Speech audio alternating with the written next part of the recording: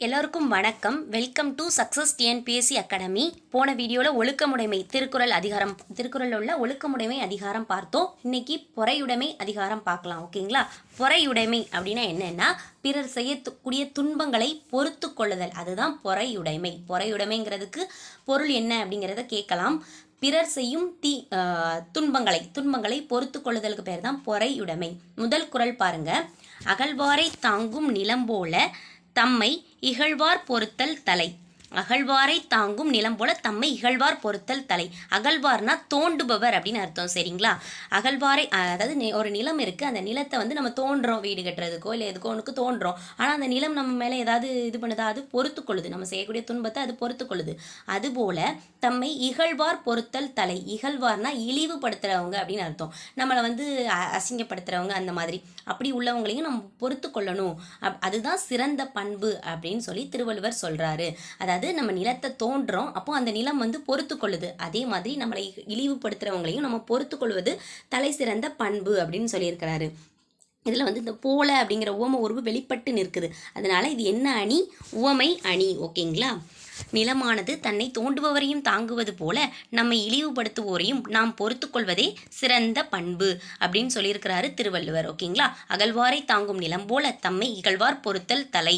இப்போ இகழ்வார் பொறுத்தல் டேஷ் அப்படின்னு கொடுக்கலாம். கொடுத்து என்னலாமோ தலை, மலை, வேறு என்னதான் ஆப்ஷன்ஸ் கொடுக்கலாம். ஓகேங்களா? அதனால் ஜம்பிள்டு சென்ஸ் மாதிரியும் படிச்சுக்கோங்க, இந்த கோடிட்ட இடங்களை நிரப்புக மாதிரியும் படிச்சுக்கோங்க. சொற்பொருள், ஏதாவது எதிர்ச்சொல், அணி என்ன வரும், அந்த மாதிரி எப்படி வேணாலும் கேட்கலாம். ஓகேங்களா? படிச்சுக்கோங்க. ஓகேவா?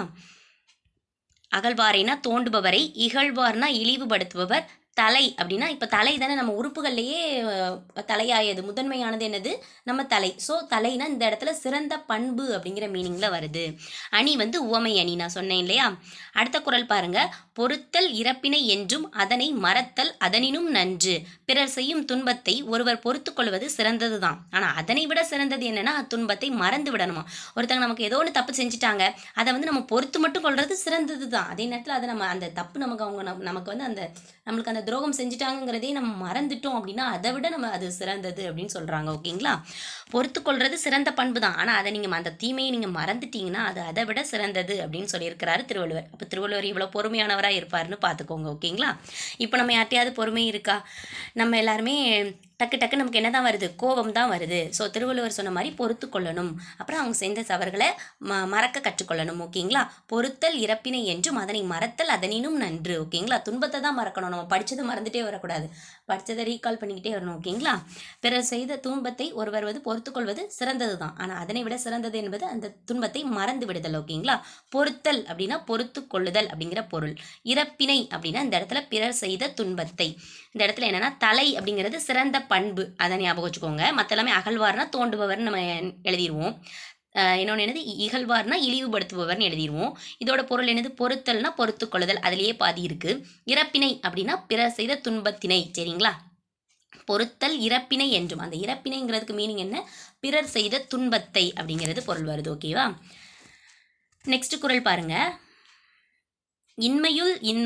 இன்மை விருந்தோரால் வன்மையுள் வன்மை மடவார் பொறை. அதாவது விருந்தினரை வரவேற்க இயலாது தவிர்க்கும் நிலை வறுமையுள் கொடிய வறுமையாகும். அதுபோல அறிவற்றார் செய்யும் தீங்குகளை பொறுத்து கொள்ளுதல் வலிமையில் சிறந்த வலிமை ஆகும். ஓகேங்களா? அதாவது என்னன்னா ஒரு விருந்தினர் நம்ம வீட்டுக்கு வந்திருக்காங்க, அவங்கள நம்மளை வரவேற்க இயலலைன்னா என்ன அர்த்தம்? சில பேர் எல்லாம் இருந்துமே வரவேற்க மாட்டாங்க. ஒரு விருந்தினர் வந்தால் ஒரு தண்ணி வேணுமா, டீ வேணுமான்னு கூட கேட்க மாட்டாங்க. அப்படி இருக்கவங்க ஒரு குணம். இப்போ எல்லாரும் அப்படி தான் இருக்காங்க. ஆனால் அந்த காலத்தில் இப்போ நம்ம ஏதாவது ஒரு ஊருக்கு போகிறோம்னா அந்த வழியில் போகிறவங்களுக்கு அந்த போகிற வழியில் இருக்க வீட்டில் உள்ளவங்க உணவு சமைச்சு வச்சுருப்பாங்களாம். உணவு சமைச்சு அவங்கள அனுப்பிட்டு திருப்பி ஏதாவது விருந்தினர்கள் வராங்களான்னு நைட்டு கூட காத்திருப்பாங்களாம்.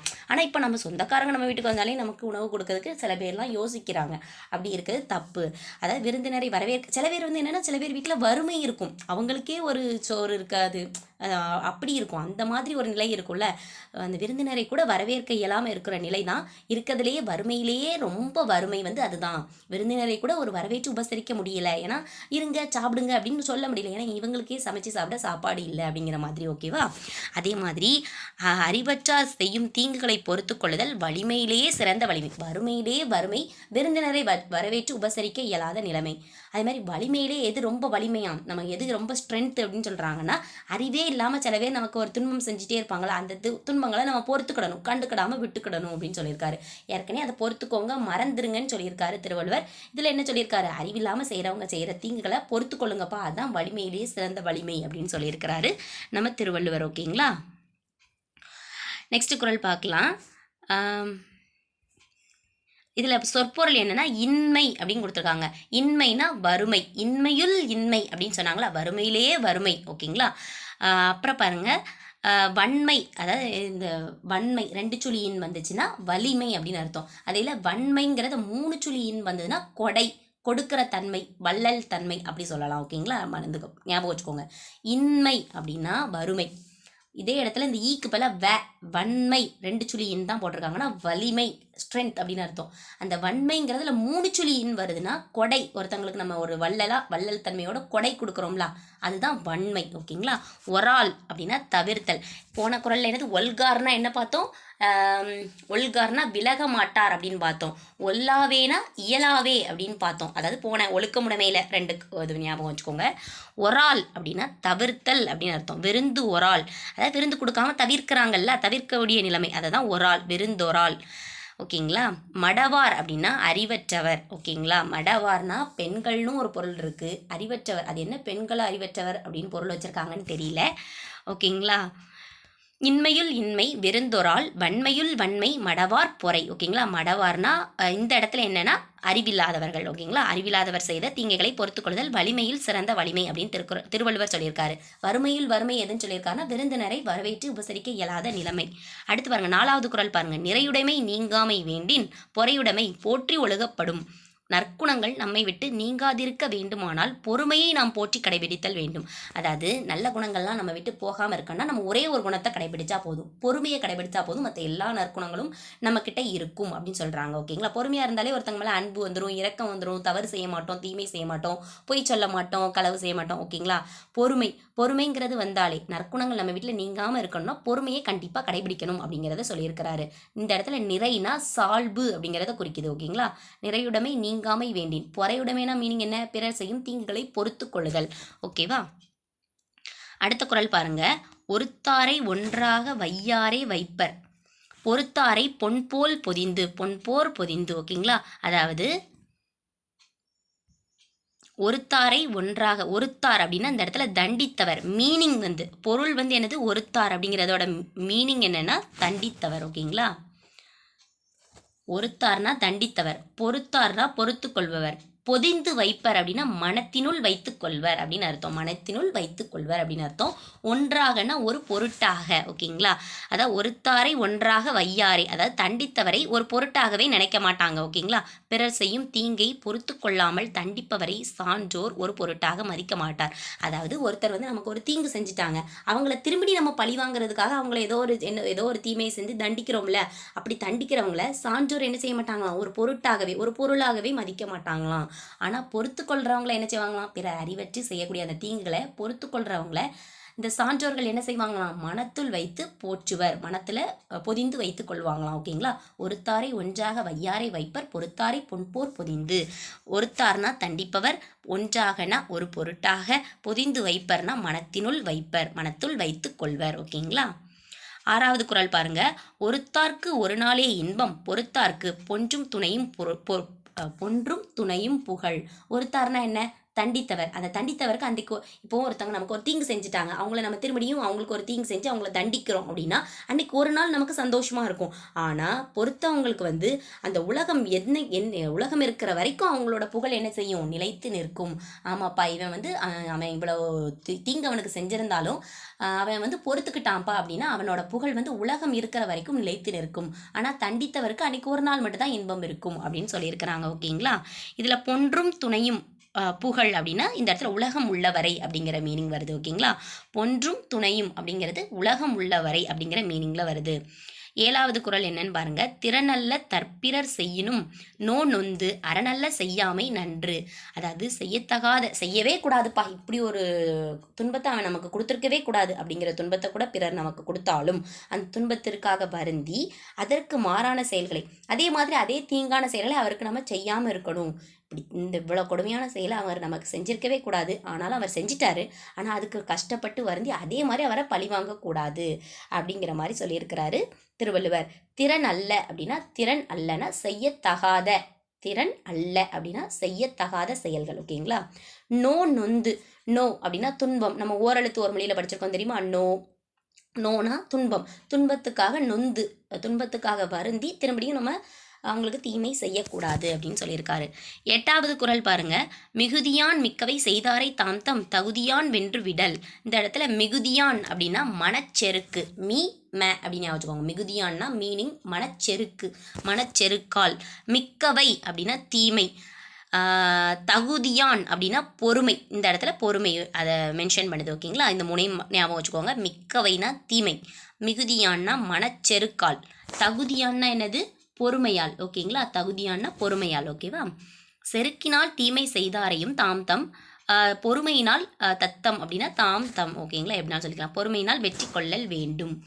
அதாவது செருக்கினால் ஒருத்தவங்க நமக்கு நான் தான் பெரிய ஆள் அப்படிங்கிற மாதிரி ஏதோ ஒரு செருக்குனால தீமை செஞ்சிடுறாங்க. அந்த தீமையும் நம்ம எதனால் வெற்றி கொள்ளணுமா? நம்ம பொறுமையால் வெற்றி கொள்ளணுமா?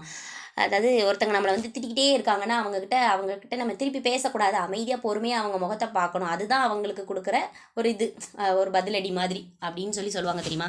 அதாவது செருக்கினால் அவங்க நமக்கு தீமை செஞ்சாலும் நம்ம பொறுமையினால தான் அதை நம்ம வெற்றி கொள்ளணுமே தவிர நம்மளும் திருப்பி செருக்கினால தீமை செய்யக்கூடாது அப்படின்னு சொல்லியிருக்காரு. மிகுதியான் மிக்கவை செய்தாரை தாம் தம் தகுதியான் வென்றுவிடல். தகுதியான்ங்கிறது இந்த இடத்துல பொறுமை அப்படிங்கிறது, பொறுமையால். மிகுதியான்னா மனச்செருக்கால், மிக்கவைனா தீமை அப்படிங்கிற பொருள்ல வருது. 9வது குறள் என்னன்னு பாருங்க. துறந்தாரின் தூய்மை உடையார் இறந்தார்வாய் இன்னாச்சொல் நோர்க்கிற்பவர் அப்படின்னு சொல்லியிருக்காங்க. துறந்தார்னா பற்றினை விட்டவர். துறவரம் செல்றது, அதாவது எந்த பற்றுமே இந்த உலக வாழ்க்கையில் இல்லை அப்படின்னு சொல்லிட்டு இந்த உலக வாழ்க்கையை துறந்துட்டு போகிறது தான் துறவரம், அந்த பற்றையே விட்டுட்டு போகிறது. ஓகேங்களா. இறந்தார் அப்படின்னா வரம்பு கடந்தவர் தான் இந்த இடத்துல இறந்தார் அப்படின்னு சொல்கிறாங்க. வரம்பு மீறி குற்றம் செய்கிறவங்கள இந்த இடத்துல என்ன சொல்கிறாங்க? இறந்தார் அப்படின்னு சொல்கிறாங்க. இன்னா அப்படின்னா இனியனா நல்லதுன்னு அர்த்தம். இன்னா அப்படின்னா தீய. இனியவை 40 இன்னா 40 அப்படின்னு சொல்லி படிச்சிருக்கோம்ல, அதே மாதிரி. நோர்க்கிற்பவர் அப்படின்னா பொறுத்து கொள்பவர், பொறுப்பவரை தான் என்ன சொல்கிறோம்? நோர்க்கிற்பவர். துறந்தாரின் தூய்மை உடையார் இறந்தார் வாய் இன்னாச்சொல் நோர்க்கிற்பவர். வரம்பு கடந்து பேசுவோரின் தீய சொற்களையும் பொறுத்து கொள்பவரே பற்றற்ற துறவியரினும் மேலானவர். துறவியர்கள்லாம் இருக்காங்க, அவங்க மேலானவங்க தான். ஆனால் அவங்கள விட பிறர் நம்மக்கிட்ட ஒரு தீய சொற்களை பேசுகிறாங்க, வரம்பு கடந்து பேசுகிறாங்க, ஆனால் அதை நம்ம பொறுத்துக்கிட்டோன்னா நம்ம அந்த துறவியர்களை காட்டிலும் நம்ம தான் என்னது? மேலானவர்கள் அப்படின்னு சொல்லி யார் சொல்லியிருக்காரு? திருவள்ளுவர் சொல்லியிருக்கிறாரு. ஓகேவா. இந்த மீனிங் எல்லாமே கொஞ்சம் நல்லா பார்த்துக்கோங்க. அதுக்கப்புறம் அதோட பொருள், அந்த திருக்குறளில் அவங்க என்ன பொருள் சொல்ல வராங்க அப்படிங்கிறதையும் கவனிச்சுக்கோங்க. ஓகேங்களா. உண்ணாது நோற்பார் பெரியர், பிறர் சொல்லும் இன்னாச்சொல் நோற்பாரின் பின்.